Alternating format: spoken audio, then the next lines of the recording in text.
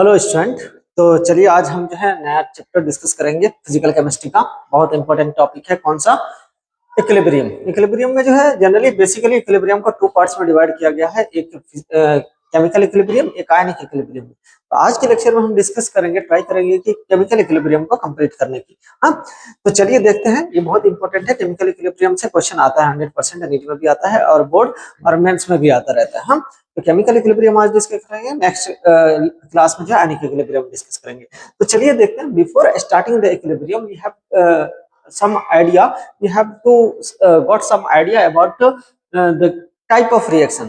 तो क्या होता है टाइप ऑफ रिएक्शन में? बहुत सारे टाइप ऑफ रिएक्शन होता है। ऑन दिस बेसिस हम किस बेसिस पे जो है रिएक्शन को डिस्कस कर रहे हैं, तो उसके बेसिस पे जो हम रिएक्शन को क्या करते हैं, डिवाइड करते हैं। तो चलिए सबसे पहले देखते हैं कि रिएक्शन जो प्रोग्रेस हो रहा है वो किसके प्रेजेंस में, लाइट के प्रेजेंस में हो रहा है या हीट के प्रेजेंस में हो रहा है। तो उसके बेसिस पे हमने जो रिएक्शन को कितने पार्ट्स में डिवाइड किया? टू पार्ट में। एक को बोला जाता है फोटोकेमिकल रिएक्शन, अदर को बोला जाता है थर्मोकेमिकल रिएक्शन। फोटो नाम से ही पता चल जाता है। फोटो मतलब क्या कि लाइट के प्रेजेंस, फोटो मतलब फोटोन वगैरह के प्रेजेंस में, लाइट के प्रेजेंस में कोई रिएक्शन हो रहा होगा। चलिए फोटोकेमिकल रिएक्शन क्या होता है? इन प्रेजेंस ऑफ लाइट, अगर कोई लाइट के प्रेजेंस में हो रहा है रिएक्शन तो उसको हम क्या बोलते हैं? Photochemical reaction. और लाइट को हम किससे? एच म्यू से हमको किसको, लाइट को इंडिकेट करते हैं। For example H2 plus Cl2, अगर लाइट के प्रेजेंस उस पे लाइट डालते हैं तो 2HCl में कन्वर्ट हो रहा है। सिमिलरली थर्मोकेमिकल, थर्मल से मीनिंग ही क्या आता है? हीट से रिलेटेड होगा। हाँ, तो थर्मोकेमिकल रिएक्शन किसके प्रेजेंस में होता है? हीट के प्रेजेंस में। अगर हम हीट वगैरह देते हैं, रिलीज होता है उसके उस प्रोसेस से अगर कोई रिएक्शन हो रहा है उसको हम क्या बोलते हैं? Thermochemical reaction. For example H2 plus Br2, इसमें अगर हीट देते हैं तो वो किसमें कन्वर्ट हो जाता है? 2HBr में। हाँ, तो चलिए कुछ इंपोर्टेंट पॉइंट इससे रिलेटेड क्या है कि rate of chemical reaction always increase by increase in temperature. Chemical reaction का जो है रेट हमेशा जो है, चाहे एक्सोथर्मिक हो या एंडोथर्मिक हो, उसका रेट ऑलवेज इंक्रीज होगा अगर हम टेम्परेचर इंक्रीज करते हैं। Because effective number of collision increase हो जाता है अगर हम टेम्परेचर इंक्रीज करते हैं। टेम्परेचर इंक्रीज करते हैं तो उसका एंट्रोपी इंक्रीज होता है, उसकी मोबिलिटी इंक्रीज हो जाता है। मोबिलिटी इंक्रीज होगा तो गैस मॉलिक्यूल या कोई भी रिएक्टेंट मॉलिक्यूल आपको आपस में मिलने की जो टेंडेंसी बढ़ जाती है।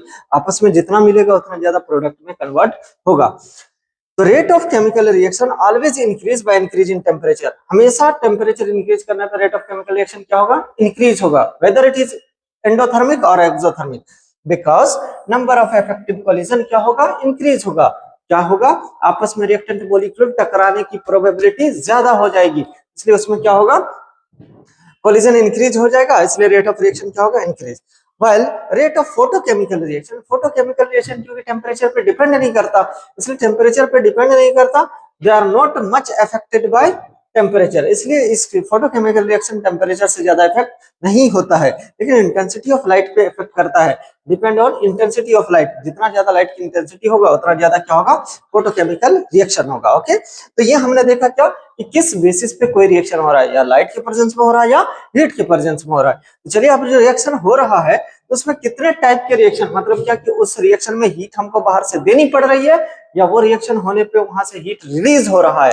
अगर उस रिएक्शन में हीट रिलीज होगा ड्यूरिंग द रिएक्शन उसको बोलेंगे एक्सोथर्मिक रिएक्शन। अगर उसमें हमको बाहर से हीट देनी पड़ेगी उसको क्या बोलेंगे हम? Endothermic reaction. क्लियर? तो चलिए देखते हैं एंडोथर्मिक रिएक्शन क्या होता है। एंडोथर्मिक रिएक्शन, इस रिएक्शन में हीट एब्जॉर्ब होगा, मतलब हीट हमको बाहर से देना पड़ेगा। हाँ, तो रिएक्टेंट में क्या होगा? हीट हमको देना पड़ेगा, रिएक्टेंट में हीट ऐड करना पड़ेगा प्रोडक्ट में कन्वर्ट करने के लिए। या ऐसे भी लिख सकते हैं आर, मतलब आर प्लस हीट, मतलब रिएक्टेंट में हीट देंगे तब ये किस में कन्वर्ट होगा? प्रोडक्ट में। या इस तरह से भी हीट को साइड ले जाएंगे तो माइनस में हो जाएगा। क्या हो जाएगा? R equal to product minus heat. या यहाँ से डेल्टा एच क्या होगा? एंडोथर्मिक में delta H equal to positive. और हीट ऑफ प्रोडक्ट ग्रेटर होगा किससे? हीट ऑफ रिएक्टेंट किससे? इसलिए delta H product minus reactant करेंगे तो क्या आएगा? पॉजिटिव। क्यों होता है इसका ज्यादा? Because stability of reactant greater than stability of product. हाँ, प्रोडक्ट ऑफ रिएक्शन, और इस रिएक्शन का जो प्रोडक्ट होता है उसको क्या बोलते हैं? Endothermic product. सिमिलरली इसका उल्टा क्या होता है? एक्सोथर्मिक। इसमें हीट एब्जॉर्ब हो रहा है, इसमें क्या होगा? हीट रिलीज होगा। हीट रिलीज मतलब रिएक्टेंट आपस में मिलेगा ना तो उससे हीट निकलेगी। हीट निकलेगी तो मतलब यहाँ से हीट माइनस करना पड़ेगा, R minus heat equal to product. तो यहाँ से हम क्या लिख सकते हैं? आर इक्वल टू हीट को उस साइड भेजेंगे तो क्या आ जाएगा? R equal to product plus heat, ये हो जाएगा ना।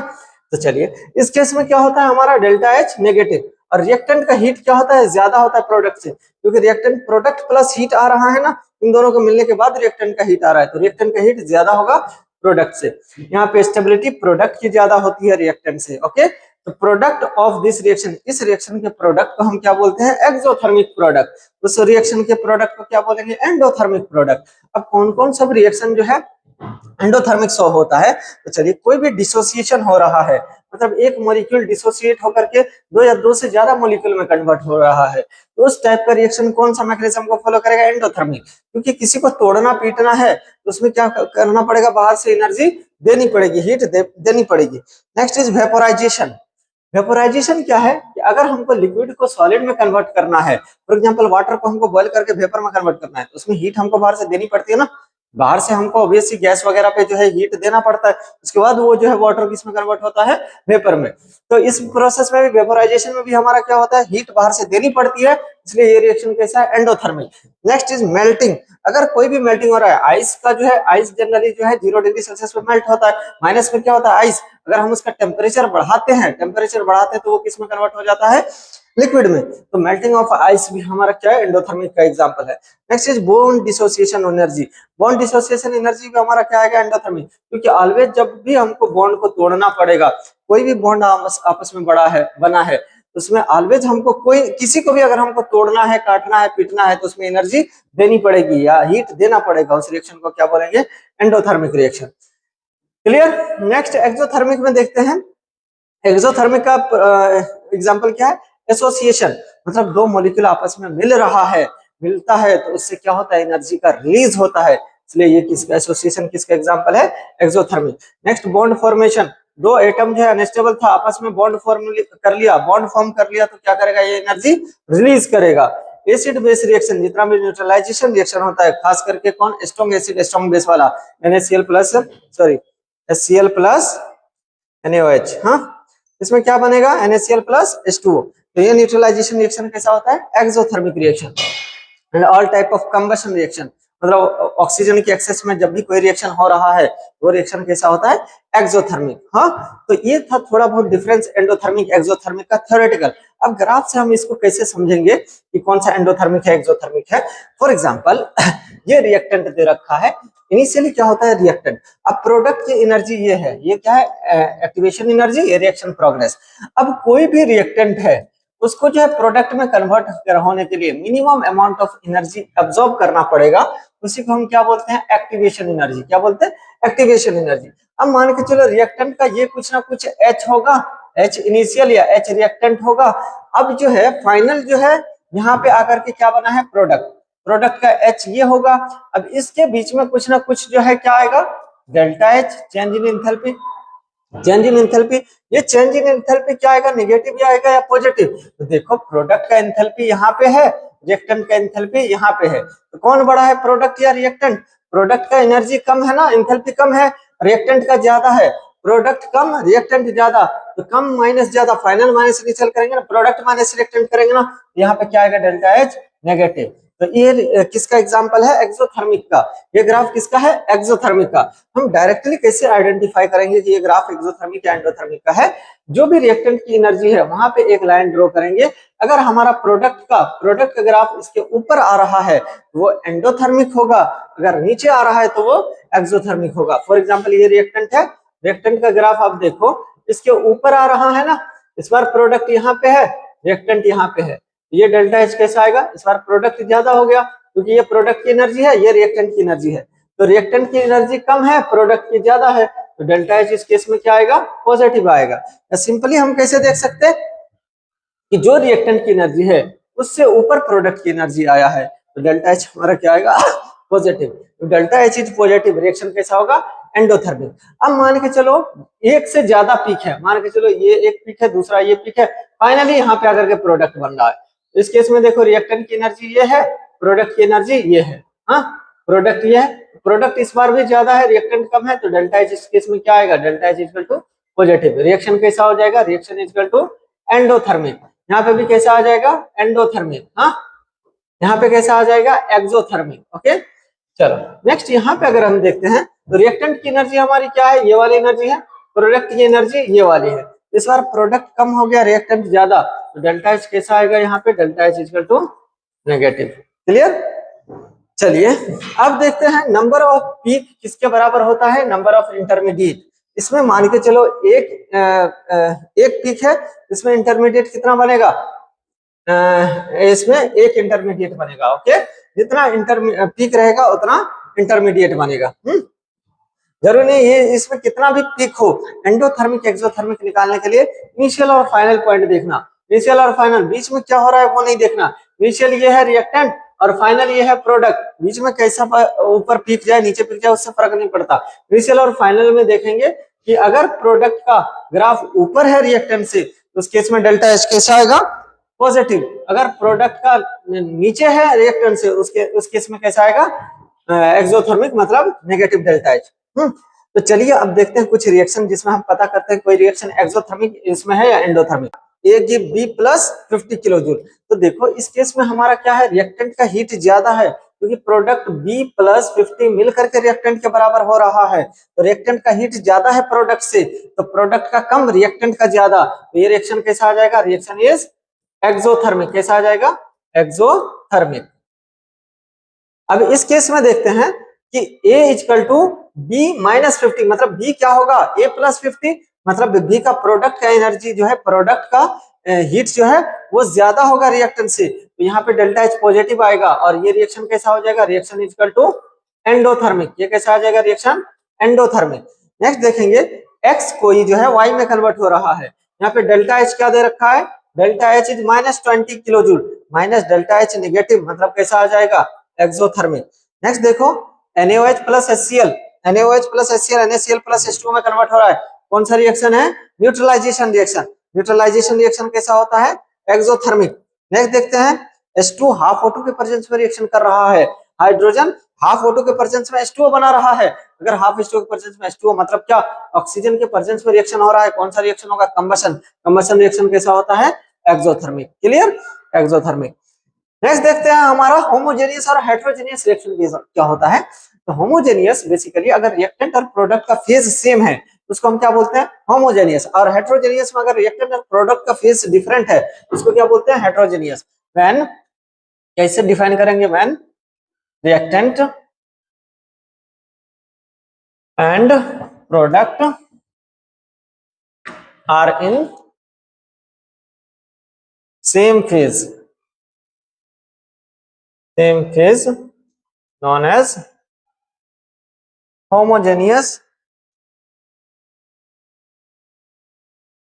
reaction. फॉर एग्जाम्पल मान के चलो H2 plus N2 plus 3H2 give 2NH3।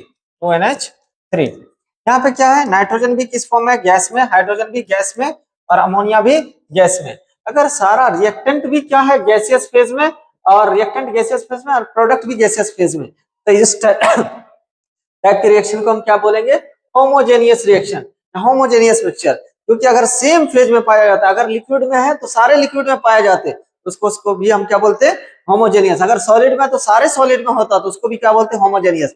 जिस फेज में भी रहेगा, सेम फेज में रहेगा, उसको क्या बोलेंगे, होमोजेनियस। अगर ये डिफरेंट फेज में है उसको क्या बोलेंगे, हेट्रोजेनियस। तो हेट्रोजेनियस क्या किसको बोलेंगे हम, when reactant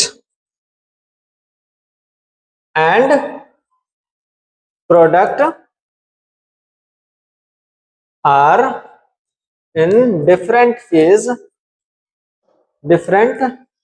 phase known as heterogeneous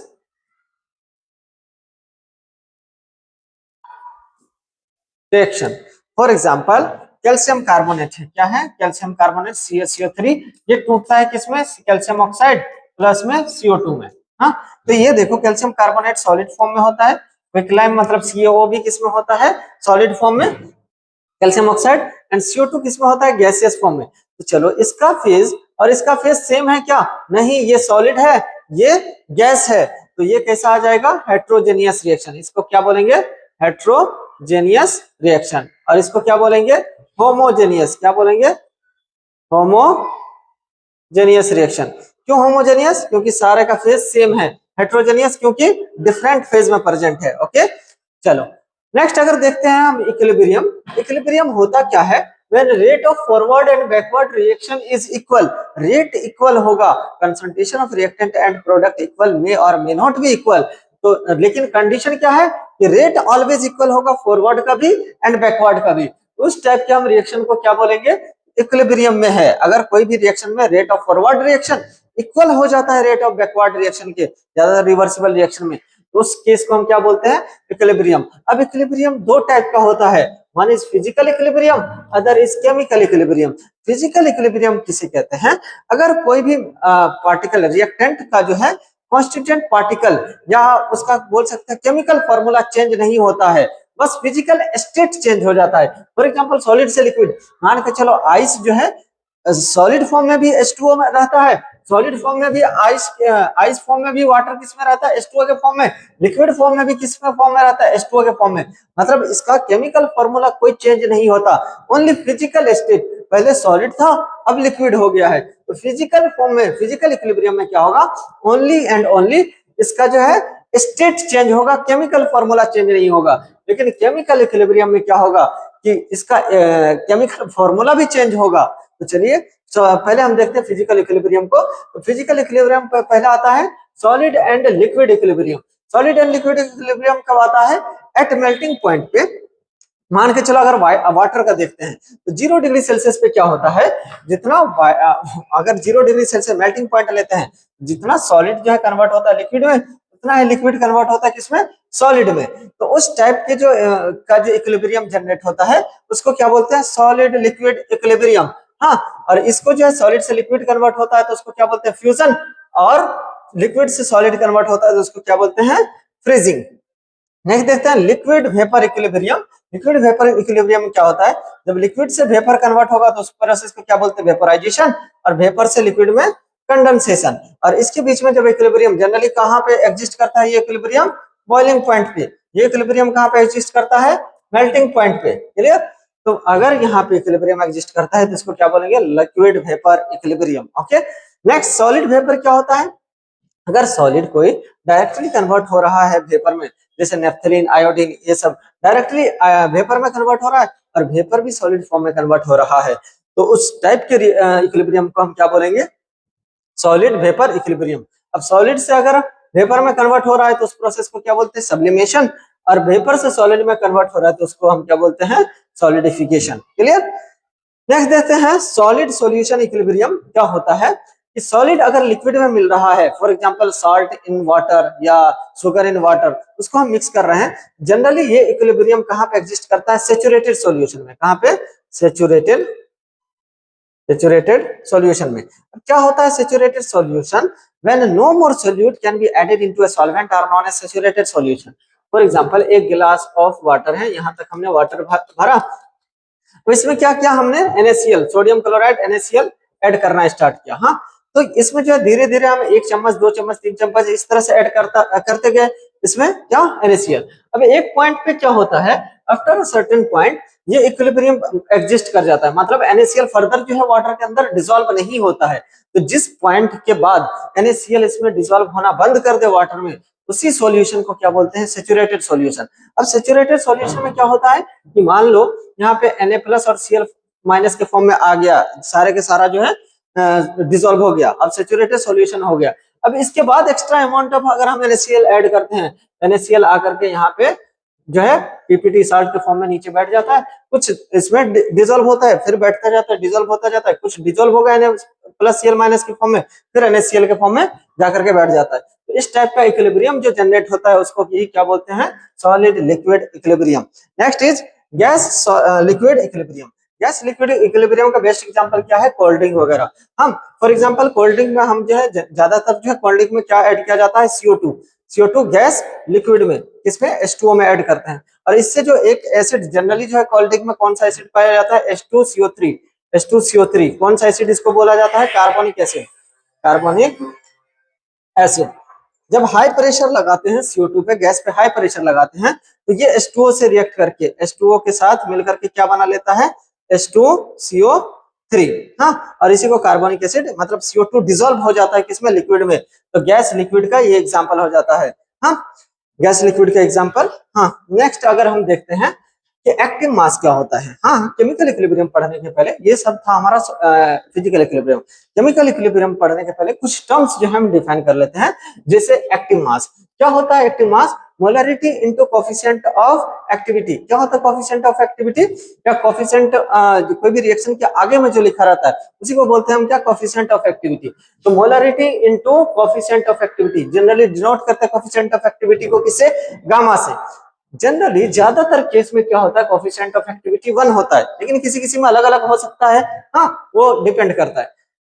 तो चलिए हम देखते हैं कैसे निकालते हैं कोफिशिएंट ऑफ एक्टिव मास। मान के चलो अगर क्वेश्चन दिया है find active mass of 7 gram of N2 in 2 litre container, कैसे हम निकालेंगे एक्टिव मास? तो एक्टिव मास का फॉर्मूला हमारा क्या होता है? Active mass equal to molarity into molarity into molarity into coefficient of activity. यहाँ पे N2 कितना है? 1 है ना, 1 N2 है, मतलब यहाँ पे कोफिशिएंट ऑफ एक्टिविटी क्या हो जाएगा? 1। तो यहाँ पे एक्टिव मास किसके बराबर हो जाएगा? मोलरिटी के बराबर। मोलरिटी क्या होता है? Mole upon volume. मोल क्या होता है? Weight upon molecular weight. Molecular weight into volume. Weight कितना दे रखा है? 7 upon molecular weight is 28, volume is 2। ये कितने टाइम्स में कैंसिल हो जाएगा? 4 2 जा 1/8, 1/8 इज 0.125 मोल पर लीटर। तो इसका एक्टिव मास कितना आ जाएगा? 0.125 मोल पर लीटर। ओके, नेक्स्ट देखते हैं कुछ इंपॉर्टेंट पॉइंट इससे रिलेटेड क्या है। Active mass of solid and pure liquid is considered to be 1। Active mass pure liquid and solid का हम 1 मानते हैं because their density remain constant. इसका डेंसिटी क्या होता है? कांस्टेंट रहता है throughout the process. Okay, चलिए नेक्स्ट हम देखते हैं लॉ ऑफ मास एक्शन क्या होता है। ये किसने दिया था? Law of mass action is given by law of mass action is given by Guldberg and Waage. इसने दिया था गोल्डबर्ग एंड वेज ने। हाँ, तो चलिए इसमें देखते हैं क्या होता है लॉ ऑफ मास एक्शन। मान के चलो एक रिएक्शन दे रखा है N2 + 3H2 गिव 2NH3। हाँ, तो अगर हम इसमें देखते हैं कि the rate at which substrate, मतलब एक्टिव मास होता क्या है, sorry law of mass action, rate at which substrate react depend on it's active mass. इस अगर किस रेट से कोई भी रिएक्शन रिएक्ट कर रहा है वो किस पे डिपेंड कर रहा है? उसके एक्टिव मास पे। And rate of reaction depend on product of active mass of reactant. यहाँ पे प्रोडक्ट का मतलब रिएक्टेंट का प्रोडक्ट नहीं है, प्रोडक्ट का मतलब मल्टीप्लिकेशन है। हाँ, कि इसका जो रेट ऑफ रिएक्शन है किस पे डिपेंड करता है? मल्टीप्लिकेशन ऑफ रिएक्टेंट का जो एक्टिव मास है उसके मल्टीप्लिकेशन पे डिपेंड करता है। कौन? Active mass. अब जो रेट ऑफ रिएक्शन को जो हम 2 टाइप से डिफाइन करते हैं। Generally rate of reaction second year का जो है टॉपिक है, वहां पे केमिकल काइनेटिक्स में डिटेल में पढ़ेंगे। हाँ, लेकिन फिर भी हम थोड़ा रफ आइडिया दे देते हैं इसका कि रेट ऑफ रिएक्शन जो है 2 टाइप से हम डिफाइन करते हैं। जनरली प्रैक्टिकल मेथड अलग है, थ्योरेटिकल मेथड अलग है। थ्योरेटिकल मेथड जो है सिर्फ और सिर्फ किसके लिए? एक्टिव मास किसके लिए डिफाइन होता है? सिंपल रिएक्शन के लिए। लेकिन प्रैक्टिकल मेथड सिंपल और कॉम्प्लेक्स दोनों के लिए होता है। तो इसको डिटेल में हम कहाँ पढ़ेंगे? सेकंड ईयर में। जनरली यहाँ पे अगर रेट ऑफ रिएक्शन लिखेंगे ROR, मतलब rate of reaction equal to K rate constant into, मान के चलो A प्लस B कोई रिएक्शन दे रखा है, कोई प्रोडक्ट दे रहा है। तो इसमें हम क्या लिखेंगे? KA⁴ एंड B की पावर, सॉरी यहाँ पे X है, यहाँ पे Y है मान के चलो, या A है, A है, B है। तो यहाँ पे X लिखेंगे, Y लिखेंगे, A⁴ नहीं लिखेंगे। लेकिन थ्योरेटिकल पार्ट लिखेंगे तो रेट ऑफ रिएक्शन क्या आ जाएगा? Rate of reaction equal to A⁴ and B⁴ जो भी इसके आगे में कोफिशिएंट लगा होता है, A कोफिशिएंट है, यहाँ पे B कोफिशिएंट है, वो उसके प्रोडक्ट के एक्टिव मास कैसे निकालते हैं? उसका जो है कंसंट्रेशन की पावर में क्या आ जाता है?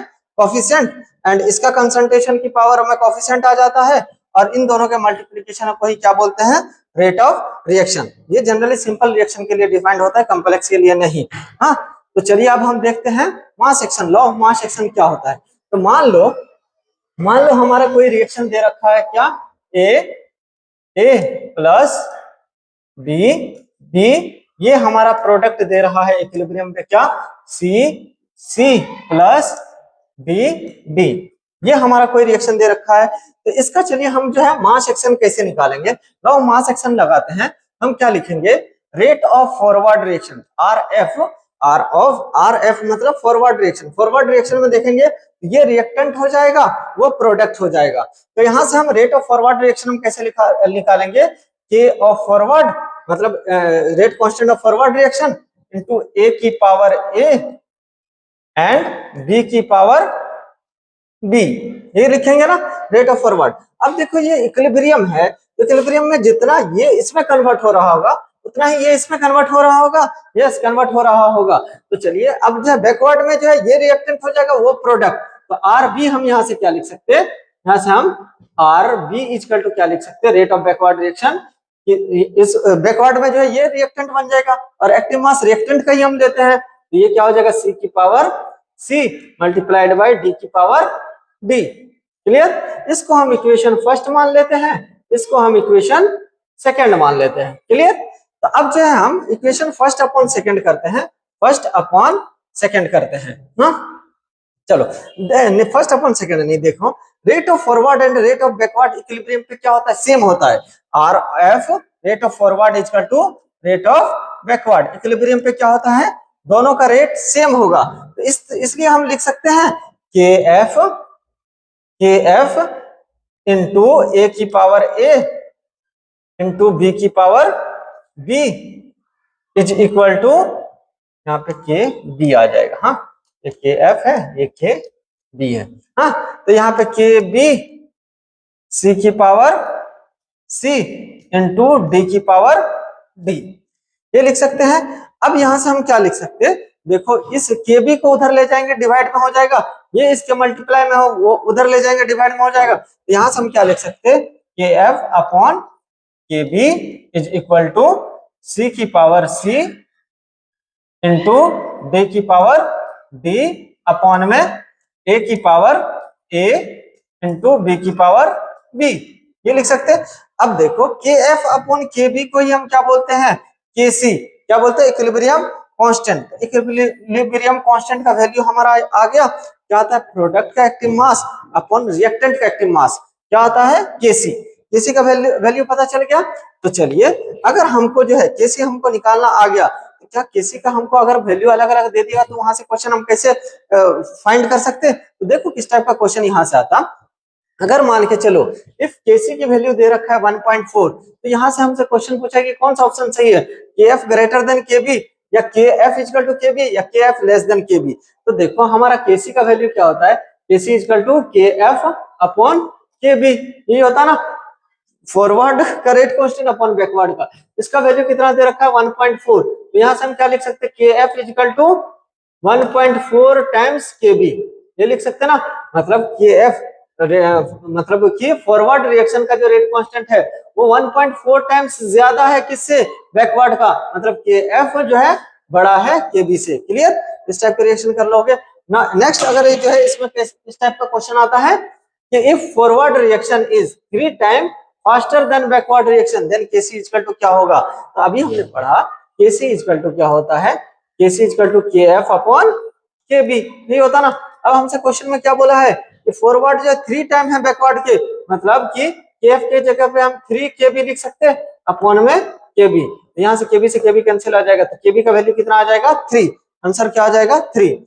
Next, if at equilibrium product is 75% and reactant is 25%, find KC, find KC. KC हम कैसे निकालेंगे, तो केसी का हमको फॉर्मूला पता है, केसी इक्वल टू क्या होता है, प्रोडक्ट का एक्टिव मास अपॉन रिएक्टेंट का एक्टिव मास।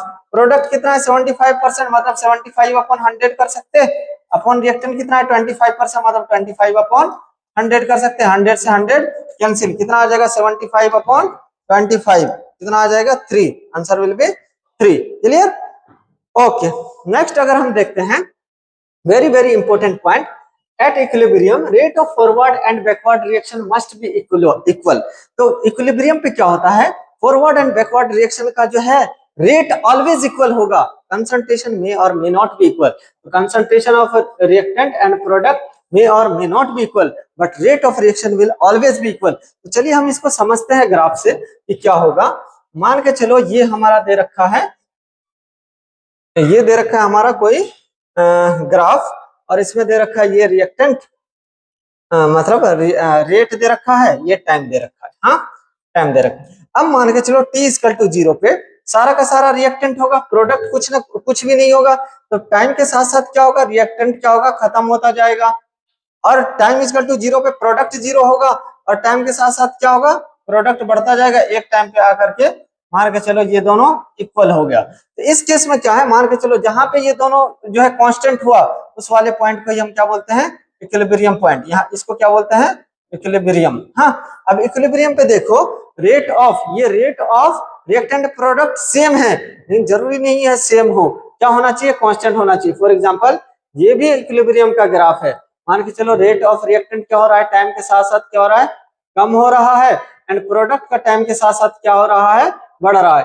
लेकिन एक पॉइंट पे आकर के क्या होता है, दोनों कांस्टेंट हो जाता है। जिस पॉइंट पे आकर के ये मान के चलो यहाँ पे आकर के ये वाली वैल्यू फिक्स हो गई, ये वाली वैल्यू फिक्स हो गई, और इस वाले पॉइंट पे आकर के ये वाली वैल्यू पहले डिक्रीज हो रहा है, एक वाले पॉइंट पे आकर के इक्वल हो गया, मतलब कांस्टेंट हो गया। तो यहाँ पे इस वाले पॉइंट को क्या बोलेंगे, इक्विलिब्रियम।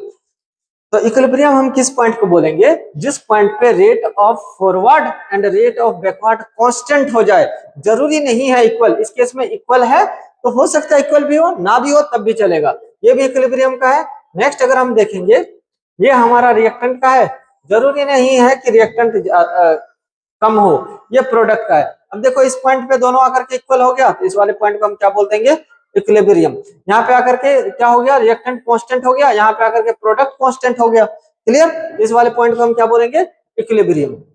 तो इस केस में क्या है, इस केस में देखो रेट तो कांस्टेंट है, रेट कांस्टेंट है, इक्विलिब्रियम पे क्या है, रेट कांस्टेंट है, लेकिन इक्विलिब्रियम के बाद रेट ऑफ मतलब concentration of reactant and product वो भी क्या है, सेम है। लेकिन इस केस में देखो रेट रिएक्टेंट का भी कांस्टेंट है एंड प्रोडक्ट का भी कांस्टेंट है। कांस्टेंट का मतलब जो भी वैल्यू है वो फिक्स है, कम ज्यादा से मतलब नहीं है। लेकिन इक्विलिब्रियम पे क्या है, रिएक्टेंट का जो है कंसंट्रेशन कम है, प्रोडक्ट का कंसंट्रेशन क्या है, ज्यादा है। हो सकता है कम ज्यादा हो सकता है, बस कांस्टेंट होना चाहिए इक्विलिब्रियम पे रेट, और कंसंट्रेशन ज्यादा कम हो सकता है। इस केस में क्या है कि यहाँ पे तो कांस्टेंट हो गया इक्विलिब्रियम पे, लेकिन कंसंट्रेशन किसका ज्यादा है, रिएक्टेंट का ज्यादा है, प्रोडक्ट का कम है। ओके, तो इस टाइप से भी ग्राफ आता है। नेक्स्ट अगर हम देखेंगे कैटलिस्ट, हाँ कि इक्विलिब्रियम पे कैटलिस्ट का क्या इफेक्ट होता है, कि catalyst added equilibrium the no effect because it change forward and backward reaction equally. अगर हम इक्विलिब्रियम पे कैटलिस्ट को ऐड करते हैं तो उसमें कैटलिस्ट ऐड करने का कोई फायदा नहीं है, बिकॉज जितना वो फॉरवर्ड में रिएक्शन को ले जाएगा फास्टर, उतना ही बैकवर्ड में। लेकिन if we add catalyst before equilibrium, अगर इक्विलिब्रियम के हम पहले जो है कैटलिस्ट ऐड कर देते हैं तो उस केस में हमारा क्या आएगा, इक्विलिब्रियम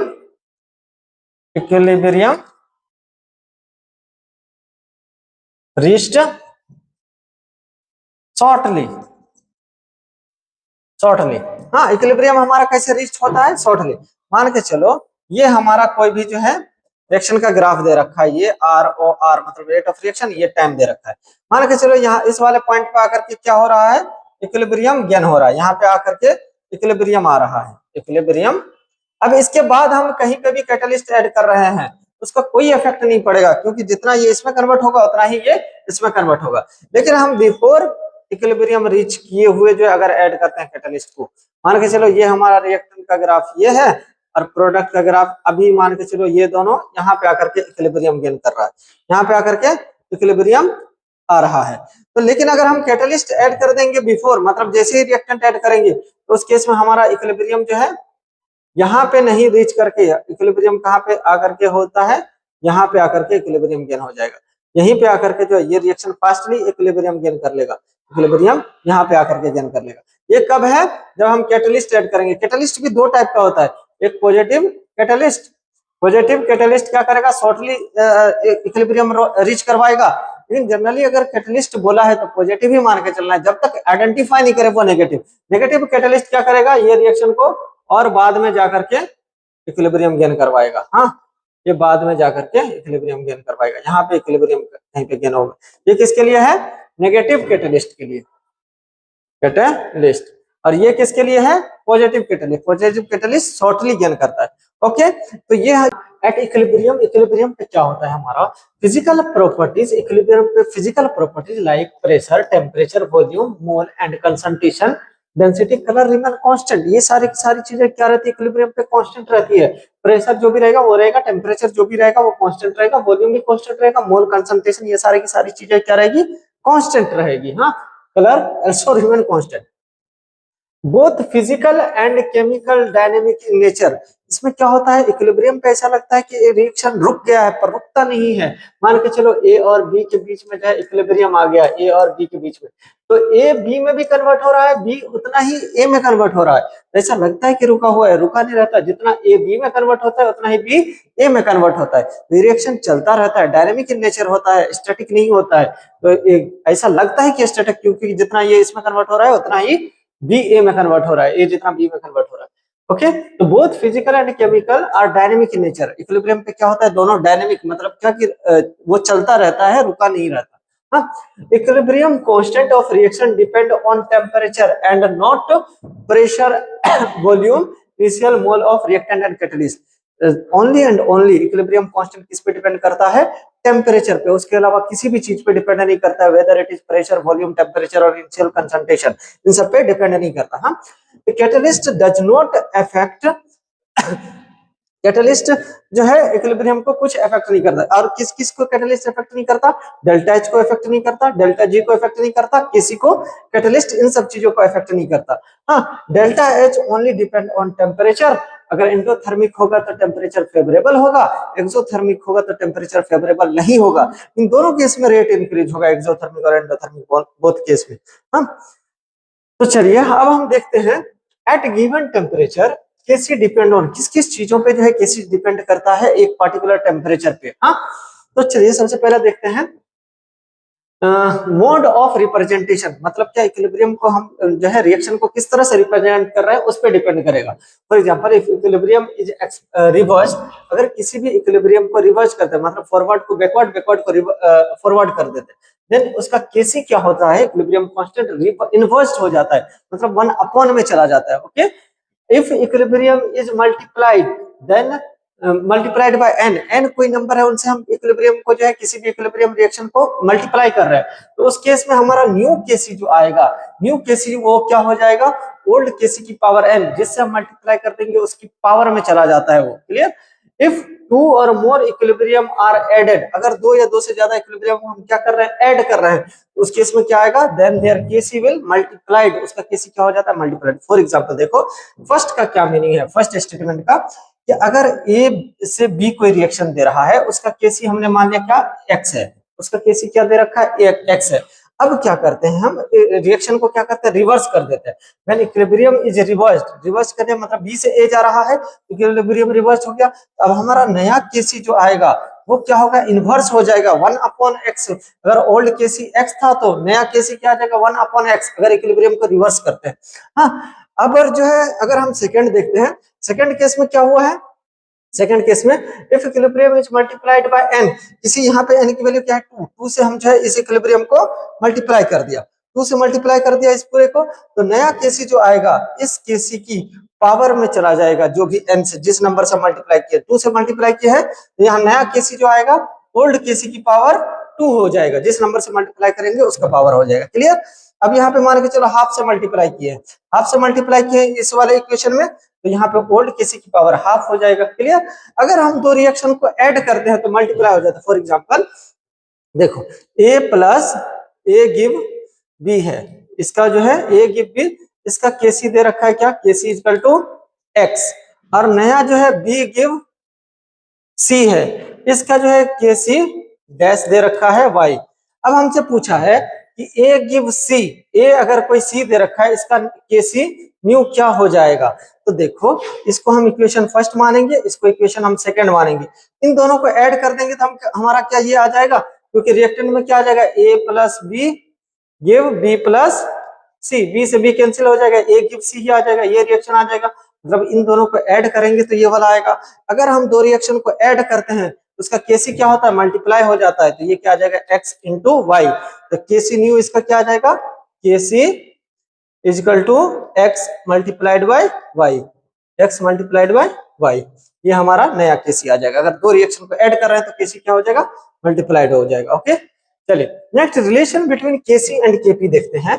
अभी हमने पढ़ा था कि केसी का वैल्यू क्या होता है। मान के चलो ए कोई रिएक्शन है प्लस बी है, और ये दे रहा है क्या सी प्लस डी।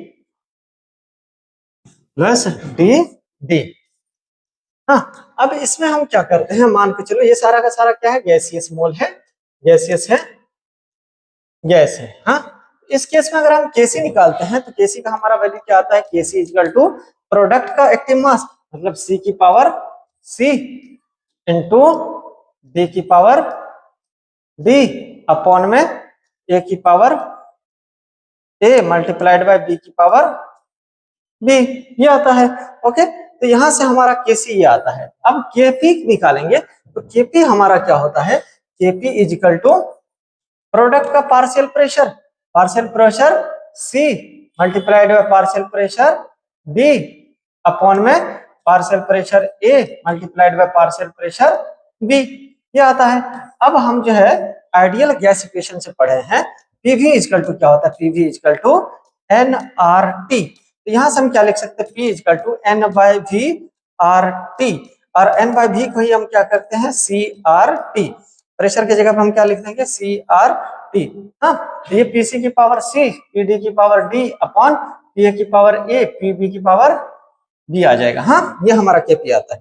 तो चलिए अगर हम पी के जगह पे हम ये वाला टर्म रख देते हैं तो हमारा केपी का वैल्यू क्या आता है, केपी इक्वल टू इसका कंसंट्रेशन क्या आ जाएगा, सी है तो सी आर टी की power C into D R T की पावर डी अपॉन में हम क्या लिख सकते हैं, कंसंट्रेशन ए की का कंसंट्रेशन आर टी की power A into B are T की पावर बी, ये लिख सकते हैं। ओके, अब देखो इसमें से हम कंसंट्रेशन को अलग कर देते हैं, आर टी को अलग कर देते हैं। हम इसको क्या लिख सकते हैं, सी की power C into R T की power C multiplied by D की power D multiplied by R T की पावर डी अपॉन में ए की power A and R T की power A multiplied by B की power B into R T की power B, ये लिख सकते हैं ना। अब इसको हम क्या कैसे लिख सकते हैं, देखो सी की पावर सी और डी को पहले लिख दो इंटू डी की पावर डी अपॉन में ए की पावर ए बी की पावर बी और मल्टीप्लाइड बाय यहाँ पे आर टी की पावर, यहाँ देखो इन दोनों का बेस सेम है तो पावर ऐड हो जाएगा ए प्लस सॉरी आर टी की पावर ऊपर वाला क्या आ जाएगा सी प्लस डी अपॉन में आर टी की पावर ए प्लस बी। अब हम इसको क्या लिख सकते हैं, देखो ये सी की पावर सी इंटू डी की पावर डी अपॉन ए की पावर ए बी की पावर बी को हम केसी लिख सकते हैं, ये केपी के बराबर है। हम क्या लिख सकते हैं, केपी इज इक्वल टू इसके जगह पे हम इस पूरे के जगह पे हम क्या लिख सकते हैं, इस पूरे के जगह पे केसी क्या लिख सकते हैं, केसी। तो is equal to KC R T की पावर क्या आ जाएगा, C plus D minus A plus B, ये आ जाएगा ना। इसी को क्या बोलते हैं, डेल एन जी।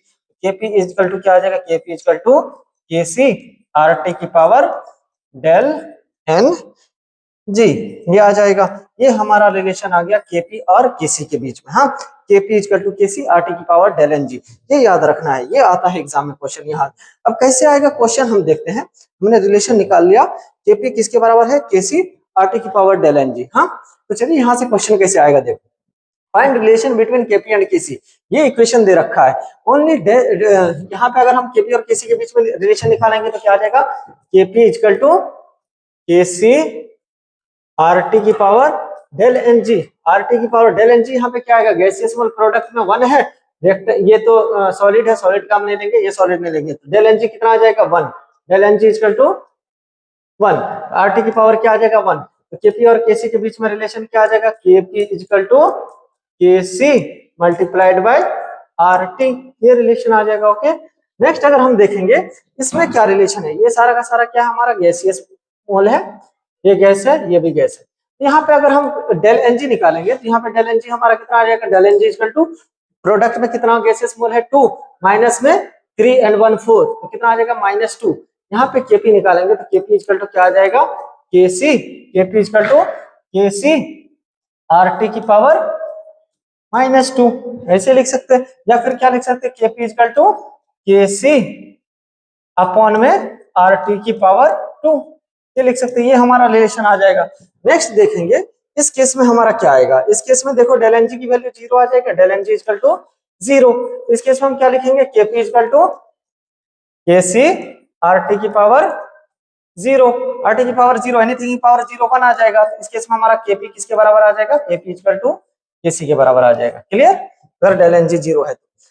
नेक्स्ट देखते हैं अब जो है इसमें और कुछ टाइप का क्वेश्चन आएगा, find ratio of KP and KC. यहाँ पे केपी और केसी का रिलेशन रेशियो निकालेंगे। देखो यही रिलेशन हम निकाल सकते हैं। केपी इस रिएक्शन के लिए क्या लिख सकते हैं, यहाँ पे डेल्टा एनजी निकालेंगे तो प्रोडक्ट में कितना 1 1 2 मोल है, रिएक्टेंट में 1 है, तो डेल एन की वैल्यू कितनी आ जाएगी 1। तो यहाँ से हम केपी इक्वल टू क्या लिख सकते हैं, केसी आरटी की पावर 1। तो यहाँ से केपी अपॉन केसी क्या लिख सकते हैं, KP upon KC is equal to RT, ये हमारा जो है रेशियो आ जाएगा। क्लियर। सिमिलरली इसमें निकालेंगे तो क्या आएगा, डेल्टा एन, यहाँ पे भी कितना आ जाएगा, डेल्टा एन जी 1 आ जाएगा, केपी अपॉन केसी आरटी की पावर 1 आ जाएगा, केपी अपॉन केसी आरटी आ जाएगा। क्लियर। इस टाइप का क्वेश्चन जो है केपी और केसी के रिलेशन से आता है। हाँ, नेक्स्ट देखते हैं effect of temperature on equilibrium constant. Equilibrium constant पे जो है टेम्परेचर का क्या इफेक्ट होता है। तो चलिए, एंडोथर्मिक रिएक्शन में हाई टेम्परेचर फेवर्ड होता है। अगर टेम्परेचर हाई हुआ तो रिएक्शन फॉरवर्ड में जाएगा, अगर टेम्परेचर लो हुआ तो रिएक्शन बैकवर्ड में जाएगा। लेकिन एक्सोथर्मिक में उल्टा होता है। एक्सोथर्मिक में क्योंकि हीट रिलीज होता है ना, वहां पे लो टेम्परेचर फेवरेबल होगा। अगर टेम्परेचर कम करेंगे तो रिएक्शन फॉरवर्ड में जाएगा, हाई करेंगे तो बैकवर्ड में जाएगा। क्लियर। एंडोथर्मिक में टेम्परेचर फेवरेबल होता है, एक्सोथर्मिक में टेम्परेचर बढ़ाना फेवरेबल नहीं होता है। बस इतना याद रखना। ओके, नेक्स्ट देखते हैं, on increase in temperature, on increase in temperature in endothermic reaction KC increase. अगर एंडोथर्मिक रिएक्शन है तो केसी क्या होगा, इंक्रीज होगा, बिकॉज प्रोडक्ट बढ़ेगा। हाँ, तो एंडोथर्मिक में टेम्परेचर बढ़ाने पे केसी इंक्रीज होगा, व्हाइल इन एक्सोथर्मिक रिएक्शन केसी क्या होगा, डिक्रीज होगा। एक्सोथर्मिक में केसी डिक्रीज होगा अगर टेम्परेचर बढ़ा रहा है। क्लियर। हाँ, नेक्स्ट अगर हम देखते हैं और जो है इसमें किस किस टाइप से क्वेश्चन आता है केसी और केपी में, तो मान के चलो एक क्वेश्चन है, 4 mole of H2 and 5 mole of I2 met to react at equilibrium, at equilibrium 3 mole of I2 remain unreacted. 3 mole जो है I2 अनरिएक्टेड है, तो यहाँ पे फाइंड केसी, केसी क्या होगा। तो चलिए हम इस रिएक्शन को लिखते हैं। ये रिएक्शन हमारा कैसा आएगा, H2 plus I2 give 2HI, 2HI ये है। अब इनिशियल जो है इसका मोल कितना है, इनिशियल मोल है 4 और I2 का कितना है 5, और प्रोडक्ट का इनिशियल मोल 0 होगा, क्योंकि जैसे टाइम इक्वल टू 0 पे प्रोडक्ट 0 होता है। अब मान के चलो आफ्टर टी टाइम या एट इक्विलिब्रियम, एट इक्विलिब्रियम क्या हो जाएगा, ये होगा 4 माइनस इसका कोफिशिएंट x, ये क्या हो जाएगा 5 माइनस x, और ये कितना बनेगा 2x, यही बनेगा ना। अब क्या बोला है हमको, क्वेश्चन में हिंट क्या दे रखा है, इक्विलिब्रियम में I2 जो बचा है ना, वो कितना बचा है, 3 मोल बचा है। कितना बचा है, 3 मोल I2, मतलब 5 माइनस एक्स का वैल्यू क्या 3 है, यस। तो 5 माइनस एक्स इक्वल टू हम क्या रख देंगे 3, यहाँ से x की वैल्यू निकालेंगे तो x इक्वल टू कितना आ जाएगा 2। चलो हमको x आ गया, तो इक्विलिब्रियम पे हम इसकी वैल्यू निकाल सकते हैं। H2 की वैल्यू क्या आ जाएगा इक्विलिब्रियम पे 2, एंड इसका वैल्यू तो ऑलरेडी दे रखा है कितना 3, और इसका वैल्यू कितना आ जाएगा 2 2 जा 4। तो चलो अब हम केसी निकालते हैं। केसी का फॉर्मूला हमारा क्या आता है, केसी इज इक्वल टू प्रोडक्ट का एक्टिव मास मतलब HI की पावर 2 अपॉन में H2 की पावर 1 इंटू I2 की पावर 1, यही आएगा ना। तो HI का जो है इक्विलिब्रियम पे कितना है 4, 4 का स्क्वायर हो जाएगा हमारा अपॉन में H2 कितना है 2 और मल्टीप्लाइड बाय I2 कितना है 3, यही आएगा ना। ये कितना आ जाएगा 16 अपॉन 6, 16 अपॉन 6 आ जाएगा। इसको हम क्या लिख सकते हैं 8 अपॉन 3, ये हमारा केसी का वैल्यू आ जाएगा। केसी का वैल्यू इज 8.3। ओके, तो इस तरह से हम जो है रिएक्शन दिया रहेगा तो इस तरह से केसी निकालेंगे। ओके, नेक्स्ट अगर हम देखते हैं रिएक्शन कोसेंट, हमारा रिएक्शन कोसेंट क्या होता है, देखो देखो केसी क्या होता है। केसी हम सिर्फ और सिर्फ इक्विलिब्रियम पे डिफाइन करते हैं, लेकिन रिएक्शन कोसेंट क्यूसी जो है हम एट एनी पॉइंट डिफाइन करते हैं। हाँ, तो मान लो ये हमारा एक ग्राफ है, ये हमारा दे रखा है क्या क्यूसी, दिस इज क्यूसी, और ये है हमारा नेक्स्ट केसी, और दूसरा क्यूसी ये है। हाँ, दिस इज क्यूसी। अब जो है अगर हमारा क्यूसी कम है, ये क्या है, इक्विलिब्रियम कांस्टेंट, इक्विलिब्रियम पे केसी क्यूसी किसके बराबर हो जाता है, केसी के बराबर, कहाँ पे, इक्विलिब्रियम पे। हाँ, हम मान लो हमारा क्यूसी कम है, क्यूसी हम कहीं पे भी डिफाइन करते हैं, केसी ओनली एंड ओनली इक्विलिब्रियम पे डिफाइन करते हैं। अब दुनिया में जितनी भी रिएक्शन है ना, वो इक्विलिब्रियम गेन करना चाहती है, क्या करना चाहती है, इक्विलिब्रियम गेन। अगर क्यूसी की वैल्यू कम है केसी से, तो ये क्यूसी अपनी वैल्यू बढ़ाना चाहेगा, क्योंकि इक्विलिब्रियम गेन करने के लिए केसी के बराबर होने के लिए बढ़ाना पड़ेगा, इसको क्या करना पड़ेगा, इधर की तरफ जाना पड़ेगा। ये रिएक्शन किस तरफ से जाएगा, अगर क्यूसी की वैल्यू कम है, QC is less than KC, then इस केस में क्या होगा, हमारा रिएक्शन कैसा हो जाएगा, रिएक्शन विल बी फॉरवर्ड। कैसा रिएक्शन होगा, फॉरवर्ड। हाँ, और यहाँ पे क्या है, इक्विलिब्रियम पे क्या होगा, केसी किसके बराबर होगा, क्यूसी के बराबर। हाँ, अब यहाँ पे मान के चलो, यहाँ पे क्या है, क्यूसी ग्रेटर है किसके, केसी से, क्यूसी बड़ा है, तो क्यूसी को केसी बनने के लिए इधर उल्टी डायरेक्शन में जाना पड़ेगा ना। If QC is greater than KC, then यहाँ पे रिएक्शन कैसा हो जाएगा, रिएक्शन विल बी बैकवर्ड। कैसा होगा, बैकवर्ड डायरेक्शन में रिएक्शन जाएगा। क्लियर। तो चलो, अब केसी क्यूसी निकालने का सेम तरीका है हमारा, जैसे हम केसी निकालते हैं ना, थे ना, मान के चलो A plus B give C plus D. हाँ, ये हमारा कोई रिएक्शन दे रखा है, इसके लिए ये मान के चलो इक्विलिब्रियम पे हम निकालते हैं, इक्विलिब्रियम पे केसी इज इक्वल टू क्या हो जाएगा, सी की पावर सी एंड डी की पावर डी अपॉन में ए की पावर ए इंटू बी की पावर बी, ये आएगा ना। लेकिन ये जो है, अगर हम इक्विलिब्रियम के अलावा किसी और पोजीशन पे लगा है, तो वहां पे हम क्या बोलते हैं, क्यूसी, और सेम तरह से निकालते हैं क्या, प्रोडक्ट एक्टिव मास, मतलब सी की पावर सी अपॉन डी की इंटू डी की पावर डी अपॉन में ए की पावर ए बी की पावर बी। हाँ, इस तरह से निकालते हैं। अब यहां से क्वेश्चन कैसे पूछा जाता, तुमको क्यूसी केसी दे रखा होगा, क्यूसी की वैल्यू निकालनी है, अगर दोनों इक्वल आ रहा है मतलब इक्विलिब्रियम है, अगर क्यूसी की वैल्यू कम आ रही है मतलब रिएक्शन फॉरवर्ड जाएगा, अगर क्यूसी की वैल्यू ज्यादा आ रही है तो मतलब बैकवर्ड जाएगा। क्लियर। चलिए देखते हैं किस टाइप से क्वेश्चन आता है इसमें। हाँ, इफ केसी इज 6, केसी की वैल्यू दिया है और ए बी सी की वैल्यू दे रखा है 1 2 3, तो प्रिडिक्ट डायरेक्शन ऑफ रिएक्शन, मतलब ये डायरेक्शन रिएक्शन का जो है फॉरवर्ड जाएगा, बैकवर्ड जाएगा, इक्विलिब्रियम रहेगा, तो कैसे हम डिसाइड करेंगे, चलो देखते हैं। यहाँ से हम क्या निकालेंगे, क्यूसी, क्यूसी हम क्या लिख सकते हैं इस रिएक्शन में, क्यूसी की वैल्यू हम क्या लिख सकते हैं, क्यूसी इज इक्वल टू ए की पावर 2 इंटू सी की पावर 3 अपॉन में बी की पावर 2, ये लिख सकते हैं ना। अब ए की वैल्यू उसने क्या दे रखा है, ए की वैल्यू 1 की पावर 2 इंटू सी की वैल्यू कितनी दे रखी है, 3 की पावर 3 अपॉन में बी की पावर वैल्यू कितना है, 2 की पावर 2, यही आ जाएगा ना। 1 की पावर 2 मतलब 1 ही रहेगा, 3 की पावर 3 मतलब 27, 1 इंटू 27 डिवाइडेड बाय 4, इसकी वैल्यू कितनी आ जाएगी, 6.25।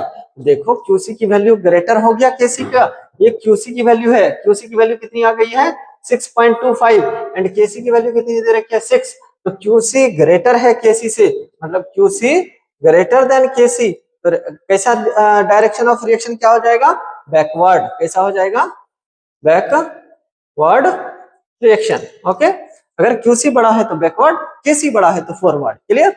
चलिए इस रिएक्शन में देखते हैं, A plus B give C plus D, KC का वैल्यू कितना दे रखा है, 4।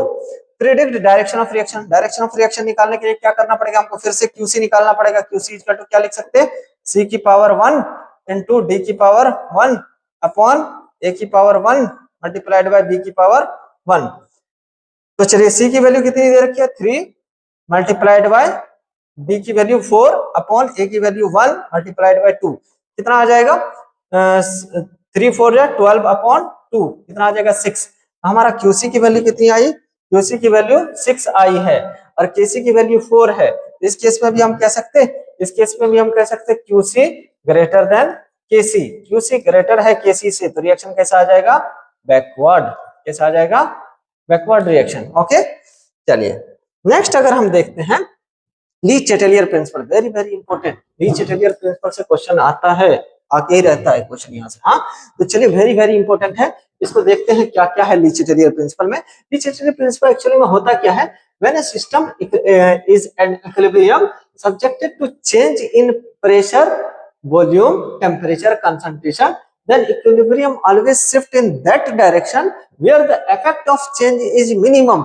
उस डायरेक्शन में इक्विलिब्रियम शिफ्ट होगा जहां पे इफेक्ट ऑफ चेंज क्या होगा, कम होगा, उस डायरेक्शन में क्या होगा, इक्विलिब्रियम शिफ्ट होगा।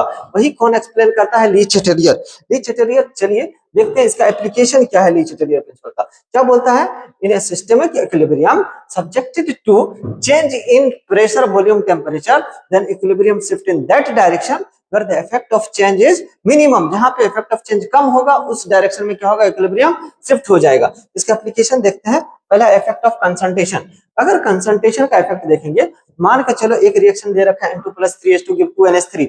अगर हम रिएक्टेंट का कंसंट्रेशन बढ़ा देते हैं, इधर का कंसंट्रेशन बढ़ा देते हैं, तो इक्विलिब्रियम इसको गेन करने के लिए क्या होगा, इक्विलिब्रियम उधर की तरफ शिफ्ट होना पड़ेगा। क्लियर।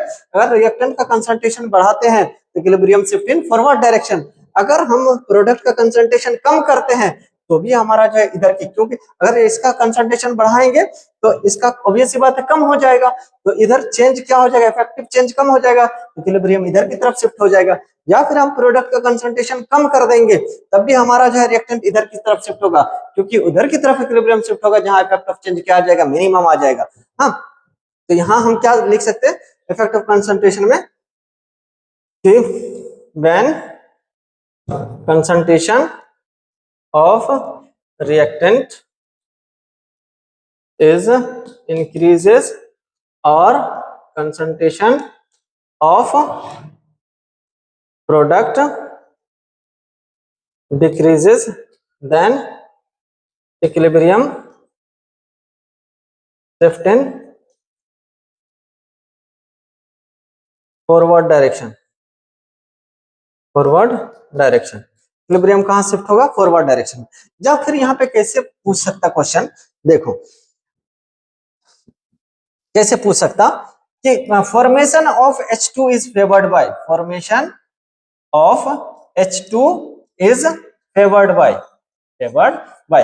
कैसे हम फेवर्ड बाय H2 का फॉर्मेशन कैसे फेवर्ड होगा, जब इसका कंसंट्रेशन कम होगा तभी तो इधर की तरफ। या फिर क्या कर सकते हैं, formation of H2 is favoured by, किससे फेवर्ड होगा, if concentration of N2 decreases. या तो N2 डिक्रीज कर देंगे, क्योंकि रिएक्टेंट को डिक्रीज करेंगे तो रिएक्शन इधर की तरफ शिफ्ट होगा, या कंसंट्रेशन किसका, H2 डिक्रीज कर देंगे, या फिर क्या कर देंगे, कंसंट्रेशन ऑफ NH3 इंक्रीज कर देंगे, अमोनिया को जो है हम इंक्रीज कर देंगे, तो प्रोडक्ट का कंसंट्रेशन इंक्रीज होगा तो रिएक्शन इधर की तरफ शिफ्ट होगा, जिसका कम होगा उधर की तरफ इक्विलिब्रियम शिफ्ट हो जाएगा। ओके, चलो नेक्स्ट जो है क्या आता है, देखो अगर एक रिएक्शन दे रखा है Fe+3 HCN-, इससे बन रहा है क्या, FeHCN। हाँ, इसका कलर कैसा होता है, Fe+3 का येलो कलर होता है, फेरिक आयन इसको बोलते हैं, येलो कलर। थायोसाइनाइड का कलरलेस होता है, और इस जो ये जो कॉम्प्लेक्स बना है इसका कलर डीप रेड होता है। अब क्या करते हैं, इस रिएक्शन में हम ऐड कर देते हैं क्या, FeCl3। अगर हम FeCl3 ऐड करेंगे तो क्या होगा, FeCl3 ब्रेक होगा किसमें, Fe+3 में, Fe+3 एंड Cl- में ब्रेक होगा। तो ये Fe+3 देखो, Fe+3 इस वाले का रिएक्टेंट का कंसंट्रेशन इंक्रीज कर देगा, क्योंकि इसमें जो भी रिएक्टेंट था उसमें और Fe+3 ऐड हो रहा है, मतलब रिएक्टेंट का कंसंट्रेशन इंक्रीज होगा, तो रिएक्शन हमारा किधर की तरफ शिफ्ट होगा, फॉरवर्ड की तरफ। कैसा शिफ्ट होगा, फॉरवर्ड, मतलब इसका कंसंट्रेशन इंक्रीज होगा क्या, यस, इसका कंसंट्रेशन इंक्रीज होगा। तो ये जो कॉम्प्लेक्स का क्या होगा, कंसंट्रेशन इंक्रीज होगा। तो ये डीप रेड जो है, intensity of deep red colour increases, इसका इंटेंसिटी क्या होता है, इंक्रीज हो जाता अगर FeCl3 को हम ऐड करते। हाँ, नेक्स्ट अगर हम क्या करते हैं, मान के चलो हम KHCN ऐड करते हैं, KHCN ऐड करते हैं तो देखो KHCN किस में टूटता है, K+ में और HCN- में। HCN- में टूटेगा तो देखो HCN- इस वाले को जो है इस वाले का कंसंट्रेशन इंक्रीज कर देगा। रिएक्टेंट का कंसंट्रेशन HCl माइनस पहले से था, KCl से HCl माइनस आ रहा है, मतलब क्या कि इस केस में HCl माइनस का कंसंट्रेशन इंक्रीज होगा, रिएक्टेंट में जो है कंसंट्रेशन इंक्रीज हो रहा है, मतलब ये भी फेवरेबल क्या करेगा, प्रोडक्ट का फॉर्मेशन को इंक्रीज करेगा, क्योंकि रिएक्टेंट इंक्रीज हो रहा है तो प्रोडक्ट का फॉर्मेशन क्या होगा, इंक्रीज होगा, और वो भी क्या करेगा, डीप रेड को की इंटेंसिटी को बढ़ा देगा। क्लियर। नेक्स्ट अगर हम देखते हैं Hg+2 अगर हम ऐड करते हैं, इफ वी एड Hg+2, तो देखो ये Hg+2 क्या करेगा, Hg+2 ये जहां पे भी जो है प्लस किससे, माइनस से रिएक्ट करेगा, माइनस कौन सा है, HCl, HCl के साथ अपना रिएक्शन करके जो है ये HCl माइनस को खत्म कर देगा रिएक्शन से, मतलब HCl का जो कंसंट्रेशन रिएक्शन में डिक्रीज होगा, मतलब रिएक्टेंट का कंसंट्रेशन डिक्रीज तो प्रोडक्ट का जो है इंक्रीज हो जाएगा, इसका कंसंट्रेशन डिक्रीज तो रिएक्शन किस में हो जाएगा, फॉर बैकवर्ड डायरेक्शन में, अगर बैकवर्ड डायरेक्शन में होगा तो इंटेंसिटी ऑफ कलर क्या होगा, डिक्रीज, डीप कलर इंटेंसिटी क्या होगा, intensity decreases. Okay, if we add Hg+2 in reaction. चलिए नेक्स्ट देखते हैं इफेक्ट ऑफ टेम्परेचर। टेम्परेचर का इफेक्ट क्या होता है रिएक्शन पे, अगर हमारा रिएक्शन एंडोथर्मिक है, endothermic reaction, endothermic reaction on increase in temperature, on increase in temperature, reaction shift in forward direction, forward direction। अगर हम क्या करते हैं, एंडोथर्मिक रिएक्शन है तो हम टेम्परेचर इंक्रीज करने पर रिएक्शन किधर की तरफ शिफ्ट होता है, फॉरवर्ड डायरेक्शन में। क्लियर। लेकिन वही हमारा एक्सोथर्मिक है, in exothermic reaction on increase in temperature, exothermic reaction में क्या होता है, टेम्परेचर इंक्रीज करने पर रिएक्शन बैकवर्ड डायरेक्शन में जाएगा। Okay, on increase in exothermic reaction, on increase in temperature reaction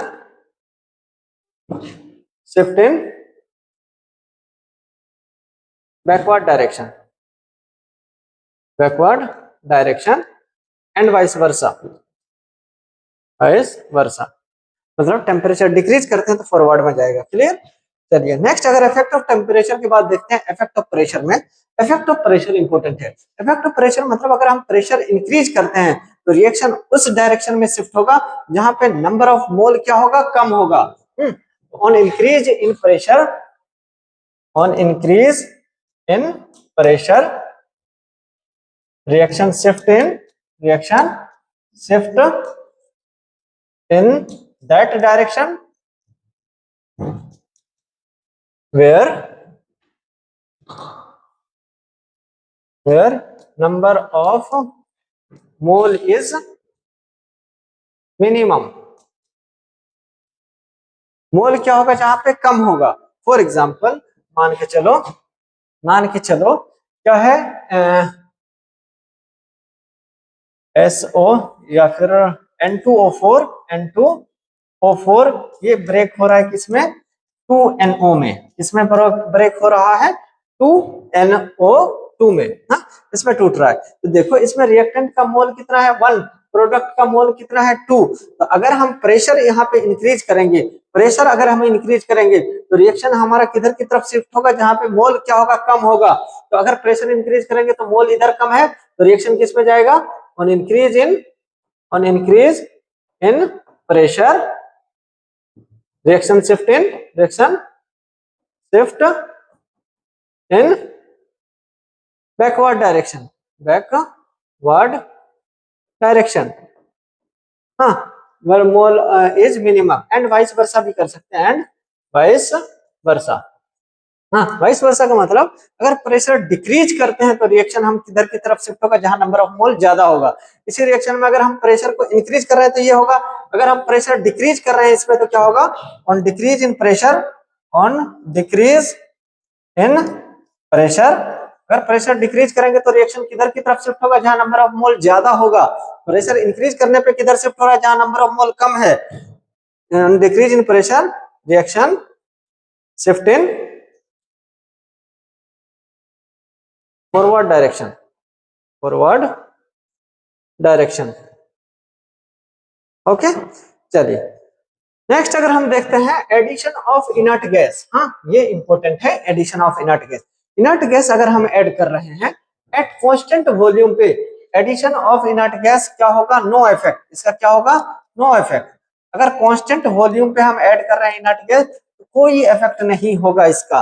लेकिन एट कांस्टेंट प्रेशर पे हम इनर्ट गैस को ऐड कर रहे हैं तो क्या होगा? देखो, एट कांस्टेंट प्रेशर पे when inert gas is added at constant pressure then volume increase, तो उसका क्या होगा? वॉल्यूम इंक्रीज होगा ना। अगर प्रेशर कांस्टेंट है तो देयरफॉर, क्योंकि एक्स्ट्रा अमाउंट डालना तो वॉल्यूम इंक्रीज होगा। Therefore mole should also increase, तो उसके उसमें क्या होगा? मोल भी इंक्रीज होगा। अगर मोल इंक्रीज हो रहा है तो equilibrium shift in that direction where mole is increases, तो इक्विलिब्रियम वहां पे शिफ्ट होगा जहां पे क्या होगा? मोल इंक्रीज हो रहा होगा। हाँ, क्लियर? तो चलिए देखते हैं। फॉर एग्जांपल मान के चलो SO3 give SO2 plus half O2, ये दे रहा है। यहां पे अगर हमसे बोला है कि if we add inert gas, दो कंडीशन दे रखा है, at constant volume, constant volume पे कोई इफेक्ट नहीं होगा, लेकिन एट कांस्टेंट प्रेशर में क्या होगा?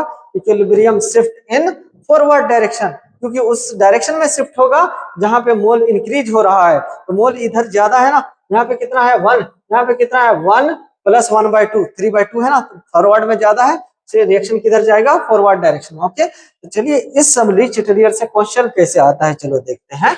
तो फॉर एग्जांपल एक रिएक्शन दे रखा है हमको, SO2 plus half O2 give SO3, इसका डेल्टा H कैसा दे रखा है? नेगेटिव। मतलब डेल्टा H नेगेटिव है, रिएक्शन कैसा हो जाएगा? एक्सोथर्मिक हो जाएगा।